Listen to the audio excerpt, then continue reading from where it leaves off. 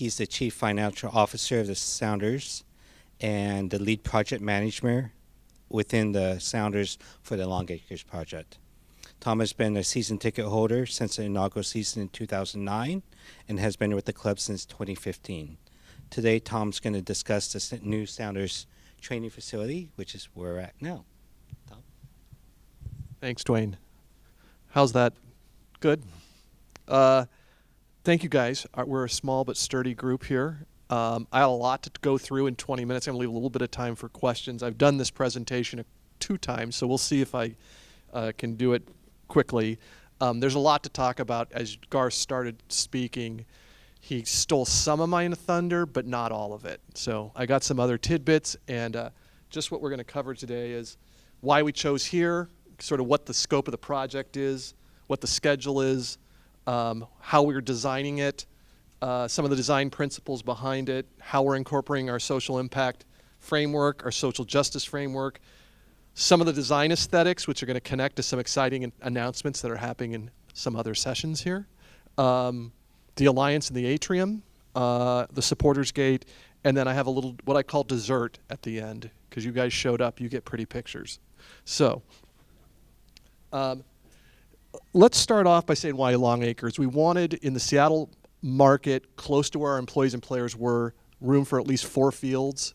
We wanted to be commuter friendly. We wanted to be both a combination of our business and our soccer side. So remember, we were in Pioneer Square, so we couldn't choose Everett, for example. We would have all our players' lives traumatized by having to go up there if we chose Tacoma. So, you know, there was just a sort of geographic boundary work with.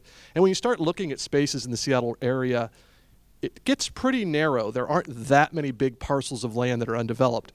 This has been on our radar for about 4 years, and we're in discussions with the Boeing company. Adrian had a very fortuitous lunch about 18 months ago with the chief operating officer of a company called Unico, and the Sounders are not a real estate development company. They were.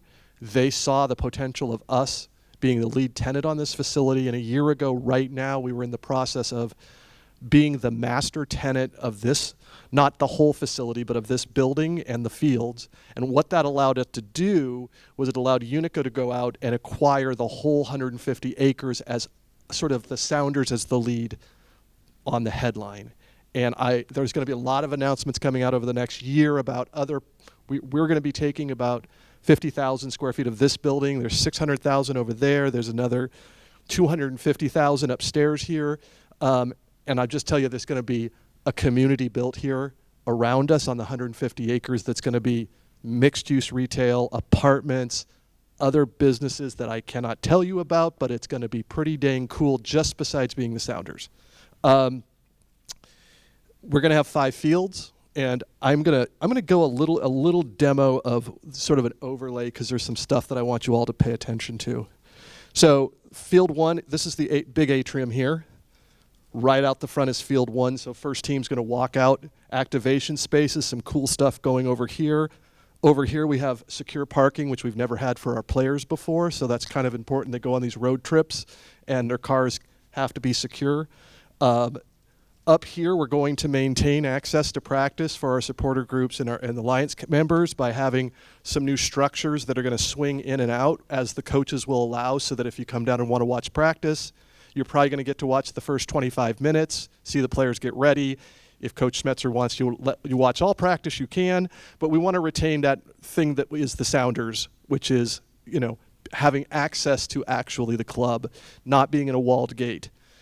Finally, I'll just mention that the atrium is just a spectacular space, and I'll talk a little bit about that. You guys are all in it, what the future of that is. There is going to be a 1,600-foot deck off the second floor that looks right at Field 1.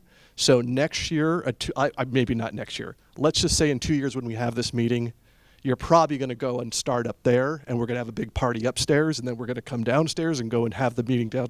This is a platform for a good time, is what we call it. Sort of like all these different spaces that we're going to be able to utilize that has access to the fields, access to viewing, and also for all the different kind of events we want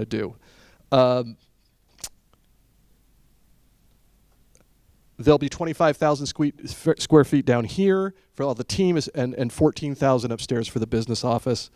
The current project schedule is that we're in the middle of getting approvals with the City of Renton and other government agencies to do the plan that we want to do. So nothing's official yet. There'll be a hearing in a couple of weeks. But if all things go, we'll be having big pieces of machinery out there digging dirt in mid-February. And that will start the construction of the fields, which is kind of the hardest thing to do. We're recycling this building, so that's not as difficult. That will start in mid-March if all the plans go according to plan.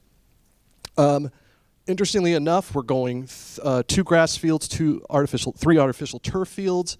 The grass is already growing in eastern Washington, in a sand that we're going to transplant. So right now the fields are being grown for us, and we'll plant them here in June of next year.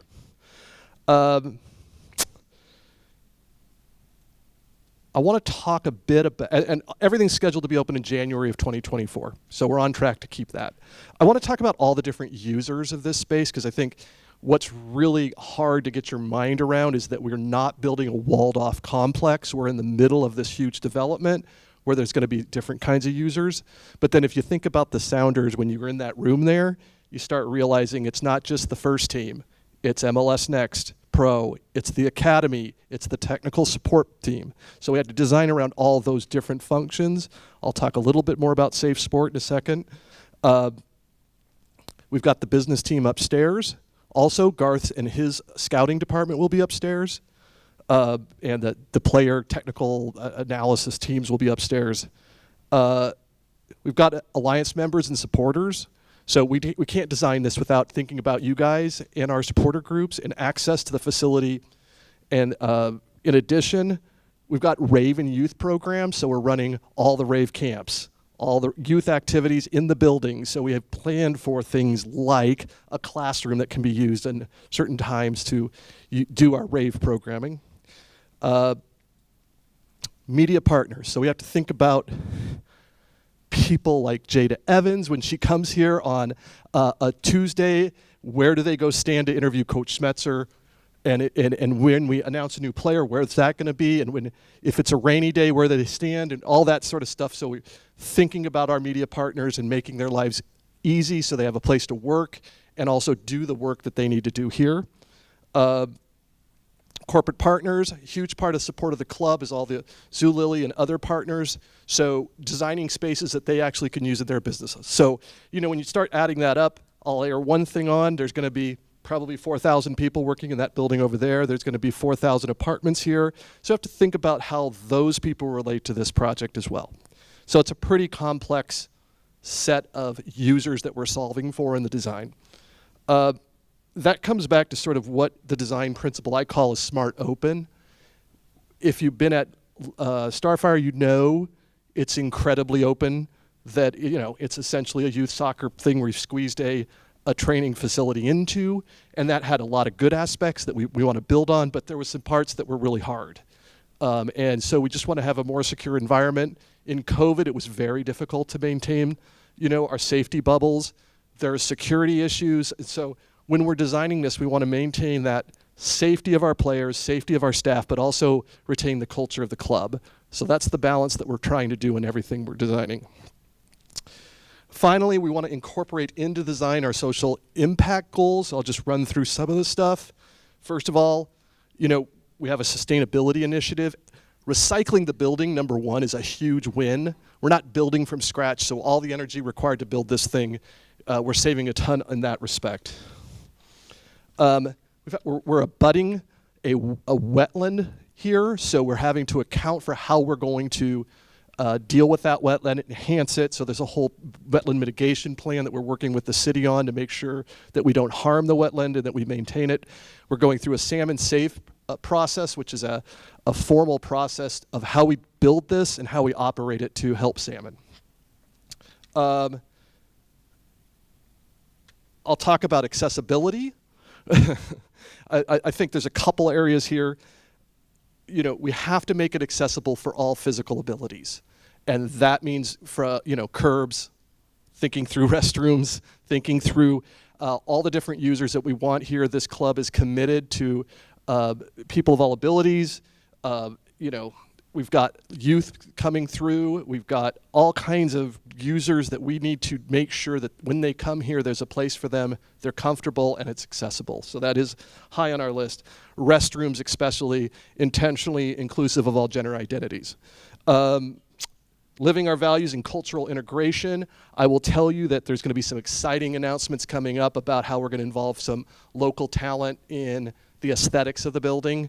And I'm not going to make those announcements today because they're going to be rolling out over the course of the year, but just know that we're going to involve some pretty cool stuff in making this uniquely Seattle.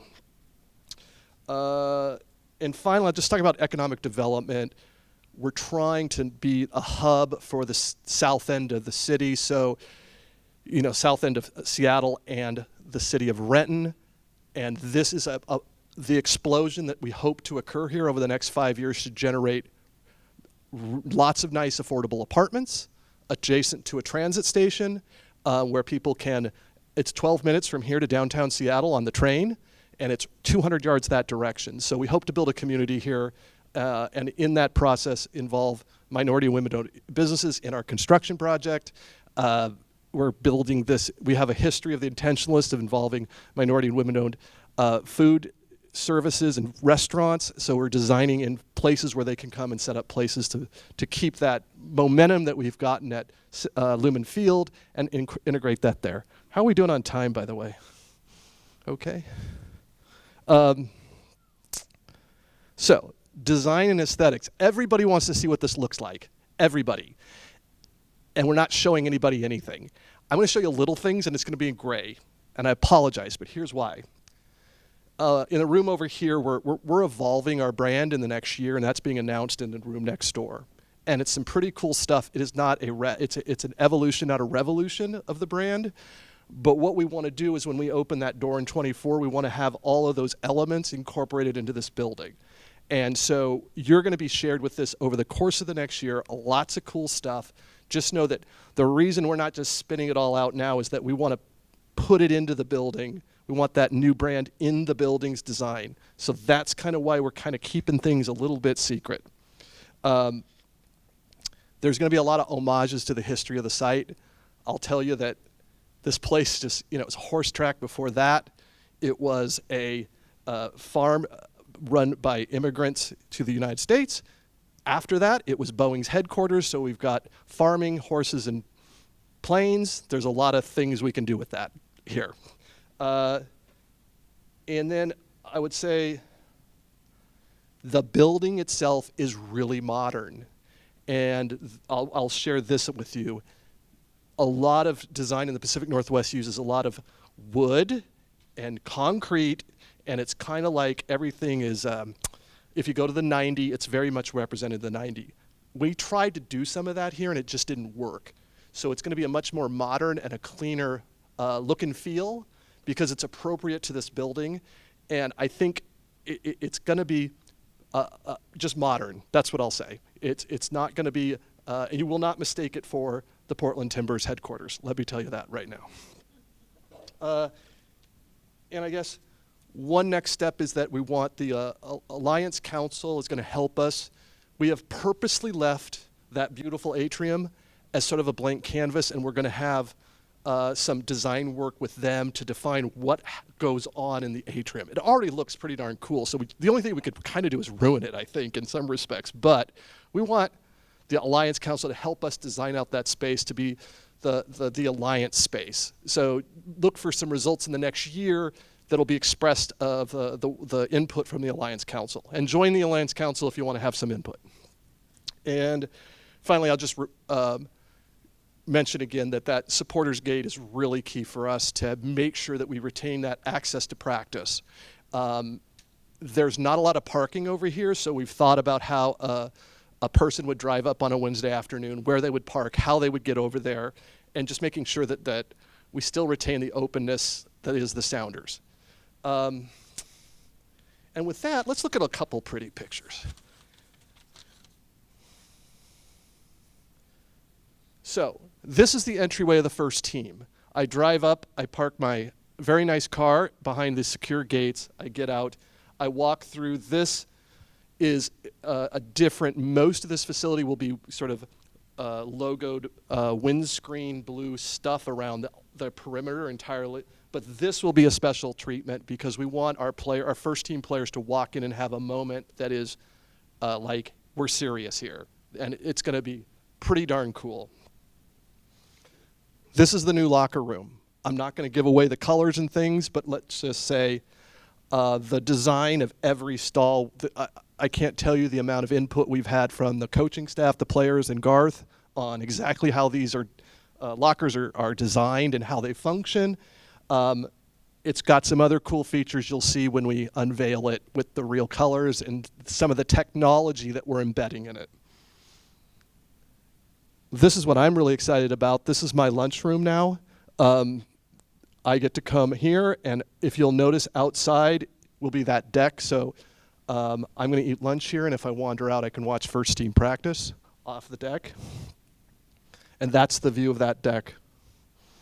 It's going to be able to hold about 100 people, have it for events, but just on a normal day for employees or special guests.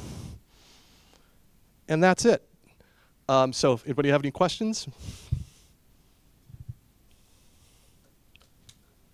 All right. You said there was going to be 2 grass fields and 3 turf fields. That is correct. There. Yep. Things changed. This was things changed. There's a lot of parts to this campus where I will just share that the mitigation, we basically decided to build in a bog. The water table's low here, or high. It's very wet. So the way that we've designed things, we have to build enough stuff underneath to make sure if there's a flood that we don't harm our neighbors. So there's a lot of investment that no one's ever going to see, which are millions of dollars, to make sure that we do our side of the puzzle for floodplain mitigation. That necessitated 3 fields instead of 2 because we're putting stuff underneath the 3 that are, and you can't put it underneath the grass or it ruins the grass. Yeah, sounds like a public school teacher. A lot of our students, like the sounders, are downtown, right? Downtown has been an area where minority communities have been pushed out of, specifically down here, right? I've heard you talk a lot about like community involvement, but how are you gonna like, this is gonna be in their neighborhood that like they've been pushed into, and so this might be a fear of here comes another downtown glitzy building, push us out again. How are you gonna work with the community and like continue to have them have access to the space, so it's not just another, oh, here are people coming into this nice building to push us out, more businesses, and we get left behind here?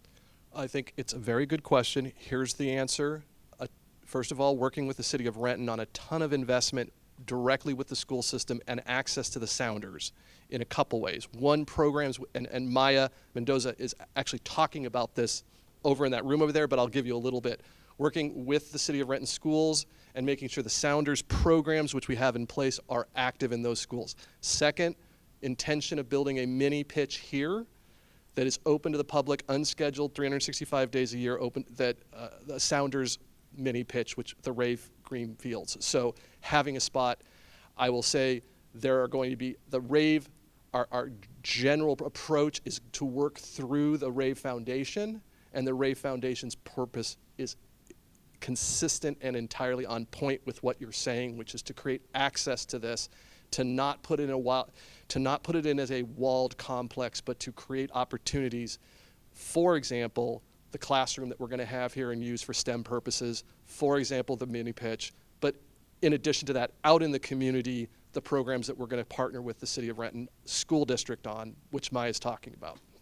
That's my answer. Yeah. A question, quite a few of my Sounder fan acquaintances, they heard, and I didn't hear it tonight, was with all the fields, is this going to be open to teams to come and play at? Or is this going to be just Sounders? No, there will be on several of the artificial turf fields, there will be opportunities to partner. We already have partnerships in place with local soccer clubs.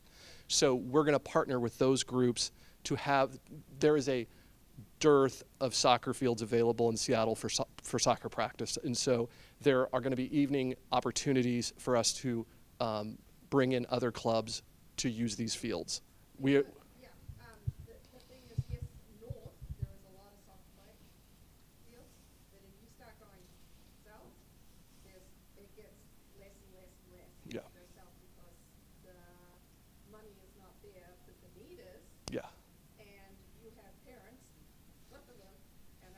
traveling an hour to get to practice for my daughter or my son. So that's one of my leading questions is it going to be as like Starfire because they do tournaments?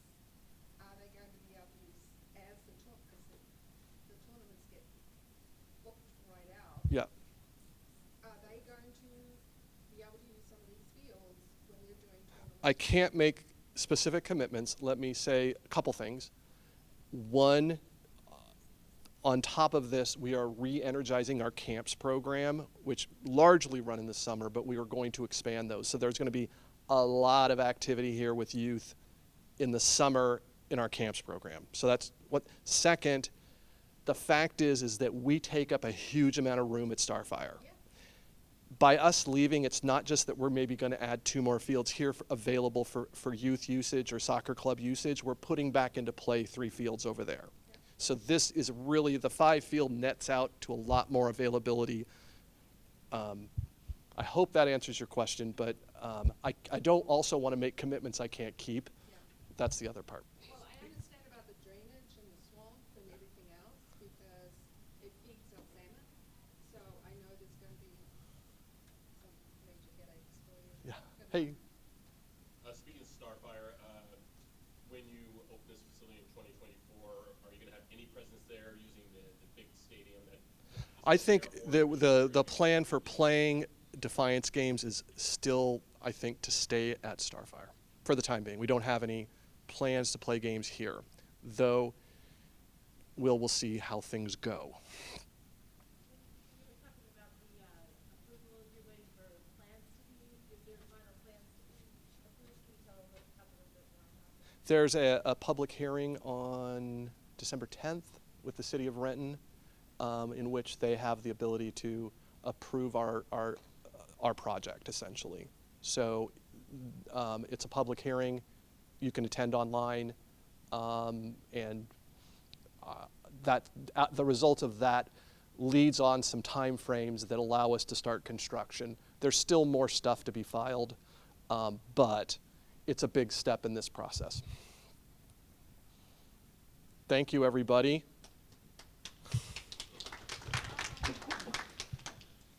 Thanks, Beth.